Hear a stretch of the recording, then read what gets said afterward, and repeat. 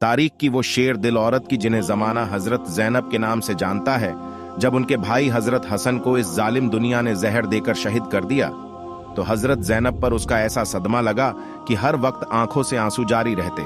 क्योंकि हजरत जैनब ने वो मंजर भी देखा था कि उनके भाई हजरत हसन के जनाजे के वक्त बनु उमैया के लोग कैसे तलवार लेकर निकल आए थे और कह रहे थे कि अगर हसन की कब्र हुजूर के बगल में बनाई गई तो हम अपनी तलवार से खून की नदियां बहा देंगे। ये सुनकर छोटे भाई हजरत हुसैन गुस्से में आ गए और कहने लगे कि ए बनु उमैया वालों, तुम होते कौन होते हो मेरे भाई हसन की कब्र मेरे नाना के बगल बनाने से रोकने वाले? आज अगर मेरे बड़े भाई की कब्र बनेगी तो मेरे नाना के बगल में बनेगी। अगर दम है तो आज मेरा मुकाबला करके दिखाओ। हजरत हुसैन और बनु उमैया के लोगों के बीच जंग छिड़ जाती है और मदीना की गलियां फिर से सहाबा इकराम के खून से रंग जाती हैं। लेकिन उसी वक्त अबू हुरैरा ने आकर हजरत हुसैन को समझाया और कहा कि ए हुसैन, क्या तुम्हें अपने बड़े भाई हसन की वसीयत याद नहीं जो उन्होंने वफात के वक्त कही थी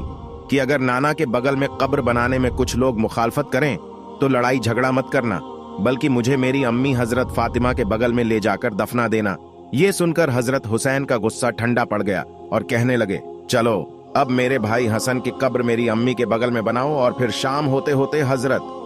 हसन को जन्नतुल बगी में उनकी अम्मी हजरत फातिमा के बगल में दफन कर दिया। बड़े भाई हजरत हसन की वफात अभी ज्यादा दिन भी गुजरे थे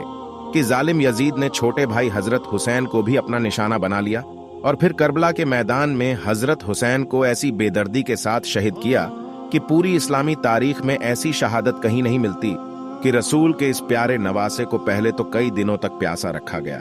आंखों के सामने ही सारे भाइयों और लड़कों को शहीद कर दिया गया। फिर आखिर में हजरत हुसैन पर भी जालिम इनबे जियाद ने तलवार उड़ा ली। सारा लश्कर एक तरफ था और हजरत हुसैन तलवार लिए दूसरी तरफ खड़े थे। हजरत जैनब करबला के मैदान में सजदे थी और अल्लाह से रो रो दुआ कर रही थी कि या अल्लाह मेरे भाई हुसैन की मदद फरमा, लेकिन कुदरत शायद कुछ और ही मंजूर था, इसलिए लड़ते लड़ते जालिम फौज ने हजरत हुसैन को शहीद कर दिया और उनका सिर काट कर नेजों पर लटका दिया। हजरत हुसैन जिस वक्त करबला के मैदान में दुश्मनों से लड़ने जा रहे थे तो अपनी तलवार को एक पत्थर पर तेज करते हुए अपनी बहन जैनब को अपने पास बुलाया और कहा, ऐ मेरी बहन, अगर आज मैं लड़ते लड़ते शहीद हो जाऊं तो मेरे बच्चों का ख्याल रखना और हो सके तो इन दुश्मनों से मेरे प्यासे बच्चों के लिए पानी मांग लेना। शायद इन्हें मेरे बच्चों पर तरस आ जाए और वो उन्हें 2 घूंट पानी पिला दें। हजरत जैनब ने जब ये सुना तो रो रो कर उनका बुरा हाल हो गया, लेकिन उस वक्त तक हजरत हुसैन करबला के मैदान में जा चुके थे। अचानक थोड़ी देर बाद हुसैन का घोड़ा झुलझुना दौड़ता हुआ बहन जैनब के पास आया। वो घोड़ा खून में लथपथ था और उसके जिस्म में तीर लगे हुए थे और वो एक खामोश जुबान से जैनब से कुछ कह रहा था। शायद वो घोड़ा बहन जैनब से कह रहा था कि ए रसूल की नवासी, काश कि आप करबला की मैदान में वो मंजर देख लेती कि इस जालिम यजीद की फौज ने तुम्हारे भाई हुसैन को कैसे तड़पा के मारा, उनके हाथ पैर काट दिए और उनका सिर धड़ से जुदा कर दिया और फिर उनके पाकीजा जिस्म पर घोड़े दौड़ा दिए। हजरत जैनब ने जैसे ही अपने के घोड़े झुलझुना को तन्हा अपने पास आता देखा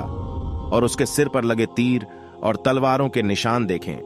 तो समझ गई कि बाहर करबला के मैदान में इन जालिमों ने मेरे भाई के साथ क्या कह ढाया है। और फिर हजरत जैनब की एक रोने की आवाज गूंजी जिसने जमीन और आसमान को भी हिला के रख दिया। हजरत जैनब रो रो कर अपने नाना हुजूर को पुकार रही थी और कह रही थी कि ए मेरे नाना मोहम्मद, ए मेरे नाना मोहम्मद, काश कि आप जिंदा होते तो आज करबला के मैदान में आकर देख लेते। इन जालिमों ने तेरे हुसैन का क्या हाल किया है।